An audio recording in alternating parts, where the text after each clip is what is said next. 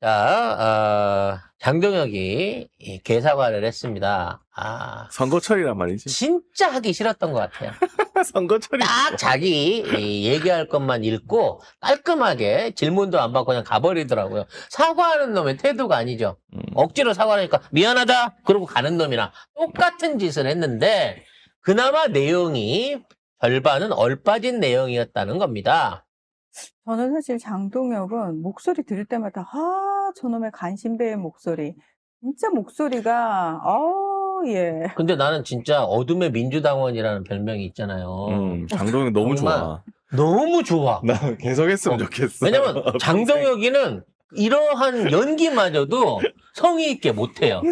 그러니까 나는 혹시라도 장동혁이 나와서 무릎을 꿇고 눈물을 흘리면서 국민 여러분 죄송합니다. 이런 메소드 연기를 펼치면 어떡하나 걱정을 했는데 진짜 싸가지 없이 정면 보지도 않으면서 지 할 말만 하고 딱 가는 걸 봐서 됐다. 저 정도면 아무리 모질한 이찍들이라도 저걸 사과로 받아들이지 않는다라는 확신을 태도에서 볼 수 있었거든요. 뭐라고 사과했는지 내용 간단히 정리해 볼게요. 네. 장동혁은 2024년 12월 3일 비상계엄을 상황에 맞지 않는 잘못된 수단으로 규정을 했습니다.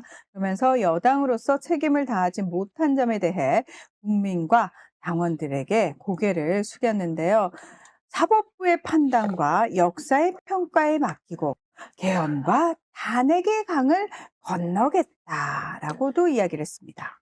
다들 영화 제목도 있습니다. 그 강을 건너지 마오 그래요. 왜? 니마! 그 강을 건너면 그냥 거기는 저승이에요. 네. 근데 뭐 윤석열과 절연하겠다, 뭐 탈당시키겠다, 제명하겠다, 뭐 이런 말도 없고, 그리고 뭐 이 잘못됐으니까 뭐 법적으로 사법 처리를 하기 위해서 뭐 의원들이 협조하겠다 이런 말도 없어. 그래서 이번 이게 무슨 사과의 사과야? 목적은 내란에 대한 사과의 목적이 아닙니다. 사실상 이거는 지금 다른 쪽이죠. 지금 정당 해산을 처맞고 있는 이 윤석열에 대한 선거 부정, 그래서 당선 무효형이 나오게 될 거를 대비해가지고 일단 쉴드를 내란에 대한 사과를 해놓은 상태에서 당명을 바꿔서 뭐라고 바꿀지 모르죠. 뭐 헌누리당을 할지 아니면 외놈의 힘 뭐 이런 걸 할지는 모르겠는데 외놈의 헌누리당. 네. 아니 그 얘기 있더라고. 옛날에 새누리당 그것도 이만희 총재가 이름을 지어줬다라고 지금 주장을 하고 그런 있더라고. 얘기들이 신천지다. 신천지. 그래서 지금 신천지 통일교는 이미 이제 괴멸 중이기 때문에 신천지만 믿고 간다는 차원에서 정당 해산을 안 당하는 수 아니면 400억을 물어내고도 다른 스폰을 받아갖고 정당으로 살아남기 위한 궁여지책으로 일단 사과부터 하고 본 게 아니냐라고 봐집니다. 근데 그 사과가 뭐 개사과지. 이거 뭐 윤석열도 잘라내지도 못하는 사과가 무슨 사과입니까? 왜냐면 지금 제일 믿을 게 이제 얘네들은 통일교하고 정광훈하고 그다음에 지금 신천지뿐인데 이 모든 애들의 연결고리가 윤석열로 걸려있기 때문에 걔들이 윤석열 절연하면 우리 너 안 본다라고 했기 때문에 그건 못하는 거예요. 근데 걔들이 뭐라 그러면 걔들도 내란에 대해 갖고는 뭐라고 안 하거든. 왜냐면 지들도 내란에 연관됐다고 말하기엔 껄끄러우니까 통일교도 나서서 내가 뭐 정치적으로 연관이 있지만 제가 내란도 하라고 시켰어요라고 자백 못합니다. 했다고 한들. 그래서 내란에 대한 부분을 사과하는 거는 신천지도 통일교도 정방훈이도 뭐라고 말은 안 해요. 그런 고리를 갖고 있는 상황에서 걔네들이 못해주는 100만 당원 중에 70만 당원을 이렇게 끝까지 쥐고 가기만 하면 지선은 패해도 다음번 총선이나 대선 때 가면 또다시 영남 경쟁구도 아니면 51대 49 구도가 될 테니까 그때 가서 재기하면 된다. 지금 이 생각을 하고 있는 거예요, 장동혁은. 근데 그게 되냔 말이지. 뭐 의미 없지. 난 그래서 너무 좋습니다. 네, 계속 이런 식으로 해서 윤석열을 끝까지 안고 가시기를. 예, 사형 나와도 사형수 끝까지 안고 가고 계속 장동혁이 윤석열 면회가고 그랬으면 좋겠어. 윤석열 실드 치고 제발 계속 그래라. 그래서 결국은 통일부보다 신천지가 먼저 음. 이 국짐을 작살낼 것 같아요. 지금 이제 당원 명부 관련해가지고 예전에 이제 통일교에서 그때 입당시켰던 당원 명부 관련한 거 열람을 했는데 비교를 실패했지 않습니까? 이게 왜 실패했냐면 그 명단에 대한 제출을 안 했을 뿐더러 구체적으로 그 사람들의 인적사항이 폭넓게 넓혀져 있기 때문에 이렇게 추려내서 뽑았어야 된단 말이에요. 근데 이번에 박은정 의원이 이 대전 지역에서 집중적으로 그쪽 동네에 있는 사람 600여 명이 국짐당에 가입하도록 하는 일종의 엑셀 서류를 뽑아왔어요. 그러니까 예전 거 같은 경우는 전국에서 들어간 거기 때문에 그 명부에 대해서 전국치 명부를 다 달라고 해도 걔네들이 압수수색에 응하지를 않았는데 이번 거는 대전 지역에서만 600명이 들어가고 가입한 거에 대한 명단인 거야. 그래서 그 명단에 이름, 전화번호, 연락처 다 있고 그와 관련된 시기가 있기 때문에 대전 지역 명부를 훑어가지고 얘네들이 실제로 동기간 내에 국짐당에 입당을 했는지만 딱 비교만 해보게 되면 이거는 무조건 선거 개입이 확인이 되는 거거든요. 그러니까 굉장히 강력한 증거가 하나 지금 국회에서 제시가 됐다는 거죠. 그래서 요거는 뭐 특검에 갈 필요도 없이 지금 출범하는 이 수사본부가 이와 관련한 내용만 확인을 해도 이미 기소해놓고 시작할 수 있습니다. 이것만으로도. 그래서 이와 같은 증거들이 앞으로 교단을 뒤지면 다 나와요. 왜냐면 얘네들도 범죄 집단이고 영향력을 미치는 집단이기 때문에 돈 관련해갖고는 철저하게 완벽한 영수증을 다 채비해놓고 있습니다. 이런 기업들은. 이거 중간에 돈 세면 난리 나는 거거든.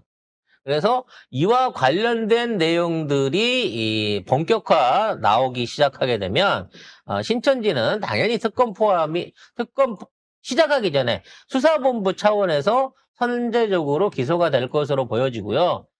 뭐 통일교 관련해서도 뭐 여러 가지 얘기들이 계속해갖고 드러나고 있습니다. 그러니까 국짐 입장에서는 통일교 관련한 거는 어느 정도 이제 나경원 얘기예요. 간 게 뭐가 중요합니까? 돈 받은 게 중요하지. 이재명 대표도 갔는지 안 갔는지 물어봐 주세요. 그러고 나서 나중에 그럴 겁니다. 이재명 대표가 그쪽 가평 톨게이트 지난 영수증을 어디서 하나 해가갖고 이거 봐라! 이재명도 가평에 갔다! 이렇게 얘기하려고 하는가 봐요. 그래서 지금 걔네가 지금 주장하는 논리가 뭐냐면 간 게 중요한 게 아니라 돈 받은 게 중요하다는 거야. 그러니까 조금 그런 생각도 들어요. 나경원은 돈을 안 줬나? 그래서 저렇게 자신감이 돈 말고 있나? 딴 걸 줬나?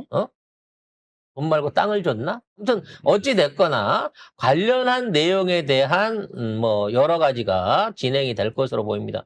그리고 통일교 관련해서도 이 한학자 총재가 횡령을 해갖고 노름을 했다라고 하는 게 7년 전에 이미 경찰 조사를 통해 갖고 증거가 검찰에 확보가 돼 있었대요. 근데 그거를 7년 동안 검찰이 기소를 안 하고 묻혀놨었다는 거죠.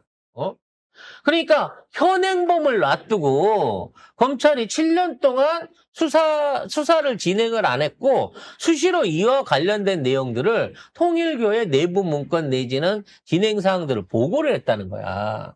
그러니까 통일교는 정치 조직뿐만 아니라 검찰 조직까지도 이렇게 완전히 자기 손아귀에 넣고 마음대로 주물럭대고 있었다는 거죠. 아무튼 종교가 우리나라에 영향력을 이만큼 미치고 있다는 게 전 참 충격입니다. 그동안 사이비 종교가. 그러니까 그동안 이찍 여러분들이 윤석열을 믿었던 어쨌든 아니면 평소에 관선적인 습관이든 이를 찍어가지고 정말 미세한 차이로 윤석열을 당선을 시켰는데 그 당선을 시킨 공은 또 그 당선을 시킨 후에 모든 실과들, 거기서 얻어먹을 수 있는 비리들은 전부 다 이런 종교단체에 갔다는 거야. 그러니까 나도 모르게 포고를 당한 거야. 통일교나 신천지에 신도가 된 거나 마찬가지인 거야.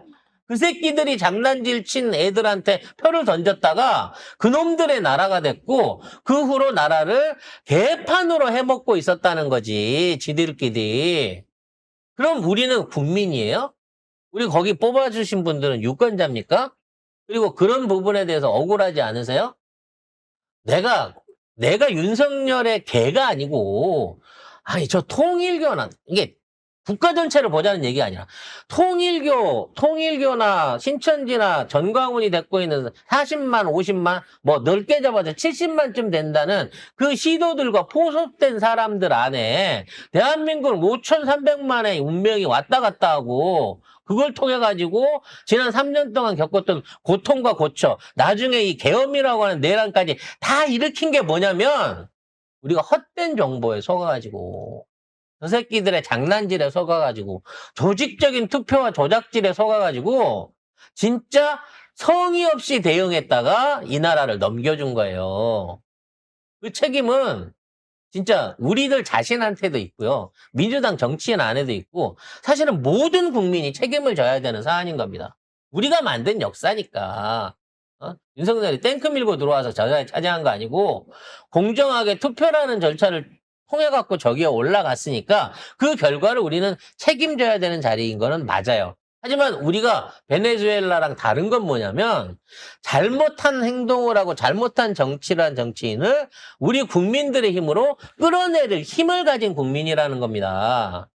그런 면에서 우리는 이거를 반면교사로 삼아야 되고요. 그래서 다시는 윤석열 같은 인간이 그따위 국짐 같은 정치 집단이 나오지 않게 해야 되는 겁니다. 그런 상황을 위해서 지금 뭐 김병기가 뭐를 수술을 했네, 수박이 어떻고 뭐가 어떻고 이런 이 세세한 부분에 대한 아주 잡다한 부분에 대한 원론 부분은 이제 좀 내려놓자고요. 우리 민주당 변함없이 제1야당인 거고 이재명 대통령 지지 탄탄하고 우리 경제 정상적인 반열에 올랐습니다. 오늘 2,700도 4,700도 넘어가지 않나라 그 기대가 되고 있는 상황이에요. 지금 순방 과정 중에 300이 넘게 오르고 있어. 3박 4일 동안.